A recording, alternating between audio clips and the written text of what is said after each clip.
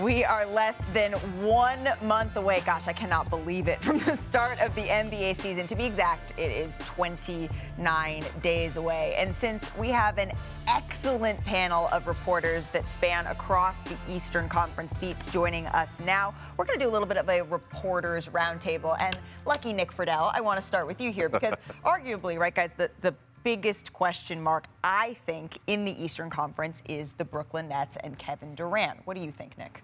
Hell yeah. I mean, hell yeah. But Good segment. Can it actually work? That's the question. With Kevin, with Kyrie, and Ben Simmons. We haven't seen Ben Simmons play in over a year. How does he fit with those two?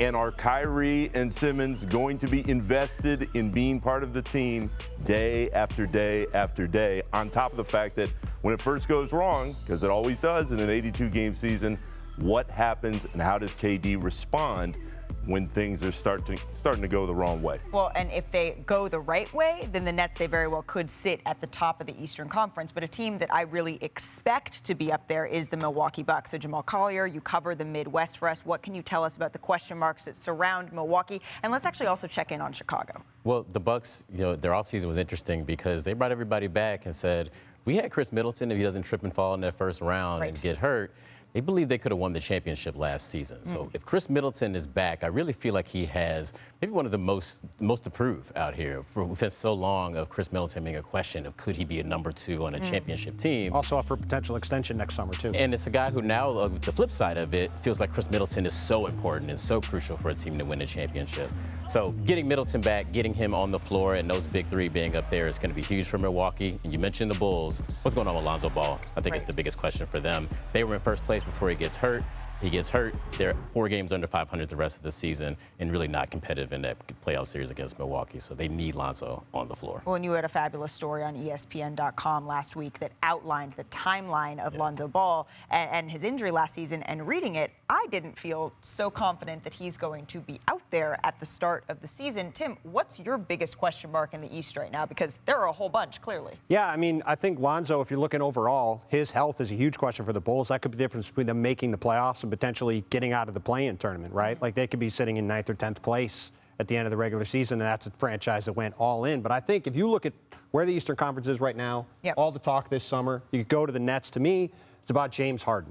What level of player is James Harden going to be this year for the Philadelphia 76ers? We've seen all the workout videos of James this summer, getting into shape, getting ready to go. But is he going to be the guy that when he was with the Nets for a couple months at the start of that first season, he was one of maybe the best player in the league, one of the top 3 or 4 players in the league?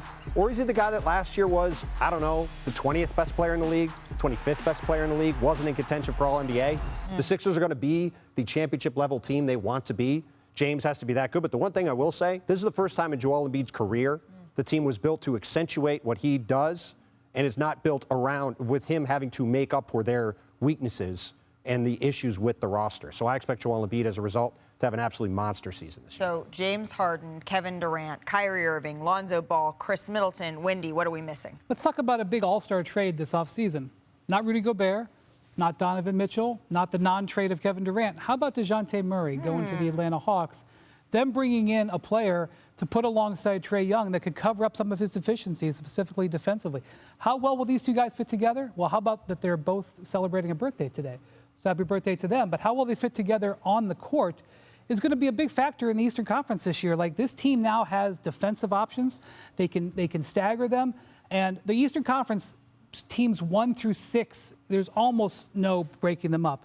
And nobody's really paying attention to the Hawks. The Hawks made a really big move, too. And they have one of the deepest teams in the league. And I think that's going to really carry the day for them. And they could be a team that makes a lot of surprises during the course of the season. You mentioned birthdays. It's also our friend Cassidy Hubbarth's birthday. So happy birthday, Cass. Happy birthday, Cass.